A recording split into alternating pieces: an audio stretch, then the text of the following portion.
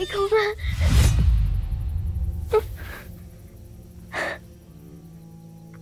Ada, hindi mo na ba ako nakikilala? Sino ka? Napakatagal nga natin hindi nagkita. Kaya marahil nakalimot ka. Ngunit ako, hindi ako nakalimot kahit kailan. Sino ka nga? Ako si Gaya, Ada. Ako ang iyong panganay na anak. Naalala mo na ba ako?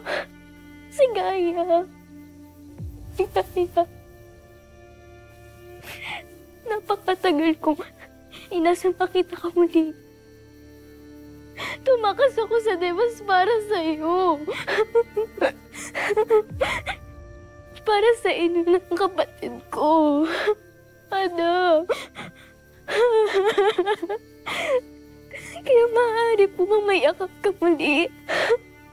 Ada. Hindi kita kilala. Ada, huwag ka naman ganyan. Ada.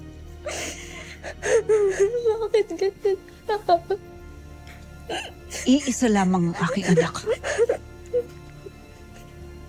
Si Tera lamang.